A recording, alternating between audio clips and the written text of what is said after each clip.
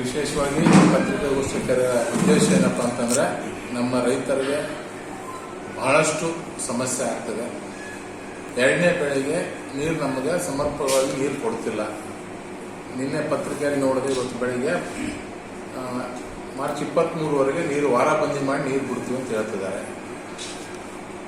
ಇನ್ನು ನಮ್ಮ ನೆನಪಿದೆ, ಇನ್ನೂ ಕೆಲವು ದಿನ ಹಿಂದ್ಗಡೆ ಅಷ್ಟೇ ಡ್ಯಾಮ್ ನಮ್ಮ ಮುಖಾಂತರ ನದಿಗೆ ಇನ್ನೂ ನೀರು ಬಿಟ್ಟಿದ್ದಾರೆ. ಸಾಕಷ್ಟು ನೀರು ಸ್ಟಾಕ್ ಡ್ಯಾಮ್ನಾಗ ನೀರು ಸಾಕಷ್ಟು ಇದಾವೆ. ಇದ್ರೂ ಯಾವ ಉದ್ದೇಶದಿಂದ ಈ ವಾರಬಂದಿ ಮಾಡ್ತಿದ್ರಿ? ಉದ್ದೇಶ ಏನು? ವಾರಬಂದಿ ಮಾಡೋ ಉದ್ದೇಶ ಏನು? ಮತ್ತು ನಿಮ್ಮ ಪ್ರಕಾರ ನಿನ್ನೆ ಪತ್ರಿಕೆ ಹೇಳಿಕೆಯಲ್ಲಿ ನೀವು ಹೇಳಿದ್ರಿ ಇನ್ನೂ 124 TMC ನೀರು ನಿಮ್ಮ ಹತ್ರ ಇದಾವಂತ ಹೇಳಿದ್ರಿ. 124 TMC. ಅದನ್ನ ನಾನು ಹೇಳ್ತಿರೋದು ಈ ಡೆಡ್ ಸ್ಟೋರೇಜ್ ಎಲ್ಲ ಬಿಟ್ಟು ಆಲಿಮೆಟ್ಟಿ ಡ್ಯಾಮ್ ಅಲ್ಲಿ 123 TMC ನೀರಿದಾವೆ. ನಾರಾಯಣಪುರ ಡ್ಯಾಮ್ ಅಲ್ಲಿ 33.31 TMC ನೀರಿದಾವೆ.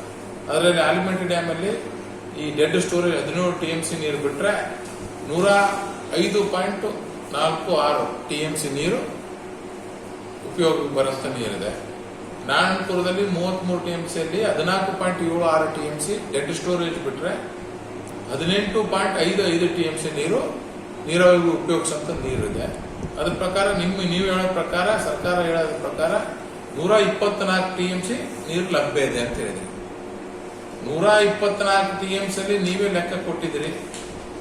ಎಲ್ಲ ಕುಡಿಯೋ ನೀರಿಗೆ ಆವಿಯಾಗ ಹೋಗಕ್ಕೆ 8 TMC ಅಂತ ಹೇಳಿದ್ರಿ. ಎಲ್ಲ ಹೆಚ್ಚೆಚ್ಚಿಗೆ ನೀವು ಲೆಕ್ಕ ಕೊಟ್ಟರು 42 TMC ಆಗ್ತದೆ.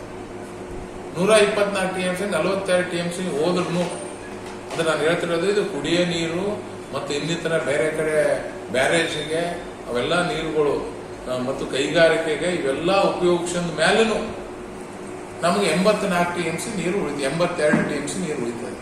ಅಂದ್ರೆ 82 ದಿನ ನಾವು ದಿನಕ್ಕೊಂದು TMC ನೀರು ಬಿಟ್ಟರೆ 82 ದಿನ ನೀರು ಬಿಡುವುದು ನಿಮ್ಮ ಪ್ರಕಾರ. ನನ್ನ ಪ್ರಕಾರ 95 TMC ನೀರು ನಿಮ್ಮ ಹತ್ರ ಉಳಿತದೆ.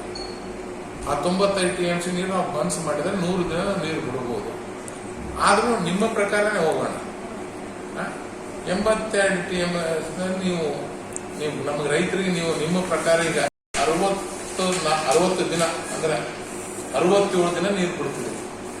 67 TMC ನೀರು ಅಂತ ನೀವೇ ಹೇಳಿದ್ರಿ. ಇನ್ನೂ ನಿಮ್ಗೆ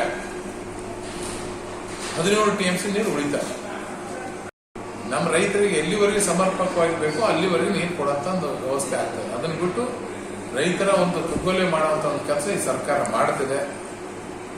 ಮಾರ್ಚ್ 23ವರೆಗೆ ನಾವು ನೀರು ಬಿಡ್ತೀವಿ ಅಂತ ಹೇಳೋದ್ರಿಂದ ರೈತರ ಗಲಿಬಿಲಿ ಆಗಂತ ಒಂದು ಕೆಲಸ ಆಗ್ತದೆ. ಡ್ಯಾಮ್ನ ನೀರಿದ್ರು ರೈತರಿಗೆ ನೀರು ಬಿಡ್ತಿಲ್ಲ. ಹಂಗಾಗಿ ದಯವಿಟ್ಟು ಇನ್ನೊಂದ್ಸರಿ ಪುನರ್ ಪರಿಶೀಲನೆ ಮಾಡಬೇಕು. ಮತ್ತು ವಿಶೇಷವಾಗಿ ನಾನು ಒತ್ತಾಯ ಮಾಡೋದೇನಪ್ಪ ಅಂದ್ರೆ ಈ ನೀರಾವರಿ ಸಲಹಾ ಸಮಿತಿ ಅಧ್ಯಕ್ಷರನ್ನ ದಯವಿಟ್ಟು ಬಾಗಲಕೋಟೆ ಸಚಿವರನ್ನ ಮಾಡಕ್ ಹೋಗ್ಬಾರ್ದ್ರಿ. ಬಾಗಲಕೋಟೆ ಸಚಿವರು ಯಾರು ಉಸ್ತುವಾರಿ ಇರ್ತಾ ಅವರೇ ಮಾಡ್ತಾರೆ. ಯಾಕೆ ಅಲ್ಲೇ ಇರೋದು ಹೈಯೆಸ್ಟ್ ಕಬ್ಬು ಬೆಳೀತಿರೋದು. ಅವ್ರು ತಮ್ಮ ರೈತರ ರಕ್ಷಣೆ ನೋಡ್ತಾರೆ. ಏಲ್ಯಾಂಡ್ ರೈತರಿಗೆ ನೀರು ಮುಟ್ಟಬೇಕಂದ್ರೆ ದಯವಿಟ್ಟು ಏಲ್ಯಾಂಡ್ ಭಾಗದಂತ ಸಚಿವರನ್ನ ದರ್ಶನಾಪುರ ಅವ್ರನ್ನಾಗಿರ್ಬೋದು, ಪ್ರಿಯಾಂಕ್ ಖರ್ಗೆನವರಾಗಿರ್ಬೋದು, ಬೋಸರಾಜ್ ಅವ್ರನ್ನಾಗಿರ್ಬೋದು, ಅಥವಾ ಶಾಣು ಪ್ರಕಾಶ್ ಪಾಟೀಲ್ನವರಾಗಿರ್ಬೋದು, ಇವ್ರನ್ನ ನೀವು ಈ ಸಲಹಾ ಸಮಿತಿ ಸಭೆ ಅಧ್ಯಕ್ಷರು ಮಾಡೋದು ಅಂದ್ರೆ ಈ ಭಾಗದ ಜನರಿಗೆ ನ್ಯಾಯ ಸಿಗುವಂತದ್ದಾಗ್ತದೆ.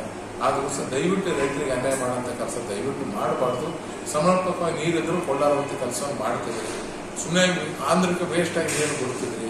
ಇವೆಲ್ಲ ಸರಿಯಲ್ಲ. ರೈತರ ಹಿತರಕ್ಷಣೆ ಕಾಪಾಡುವಂತ ಕೆಲಸ ಇಲ್ಲಿ ಜನಪ್ರತಿನಿಧಿಗಳು ಅಧಿಕಾರಿಗಳು ಮಾಡಬೇಕಾಗುತ್ತೆ. ಮತ್ತು ಎಲ್ಲಾ ಅಧಿಕಾರಿಗಳು ಮೊದಲಿದ್ದಂತ ಎಲ್ಲರನ್ನೂ ಚೇಂಜ್ ಮಾಡಿಬಿಟ್ಟಿರಿ. ಒಬ್ಬರಿಗೂ ನೀರಿನ ಅಂದ್ರೆ ಇಲ್ಲಿ ಯಾವ ತರ ನೀರು ಉಳಿಸಬಹುದು, ಯಾವ ತರ ನೀರು ಸಂಗ್ರಹ ಮಾಡಬಹುದು ಅಂತ ಯಾವ ಆಫೀಸರ್ಸ್ ಗೊತ್ತಿಲ್ಲ. ಅವ್ರು ತಂದು ಹಾಕಿದ್ರಿಂದ ನೀರಿನ ಒಂದು ಅವ್ರಿಗೆ ಸರಿಯಾದಂತ ನಿರ್ವಹಣೆ ಮಾಡಕ್ ಬರಂಗಿಲ್ಲ. ಅದಕ್ಕೋಸ್ಕರ ದಯವಿಟ್ಟು ಹಿಂಗ ಆಗ್ಲಾರ್ದಂಗೆ ರೈತರ ಹಿತರಕ್ಷಣೆ ಕಾಪಾಡಬೇಕು. ಒಂದ್ ವೇಳೆ ಇದೇ ತರ ನೀವು ಮುಂದುವರೆದ್ರೆ ಅಂತಂದ್ರೆ ಬರುವಂತ ದಿನಗಳಲ್ಲಿ ನಾವು ರೈತರ ಜೊತೆ ಸೇರಿ ಉಗ್ರವಾಗಿ ಹೋರಾಟ ಮಾಡಿ ರೈತರಿಗೆ ನೀರು ಬಿಡಿಸಂತ ಕೆಲಸ. Media network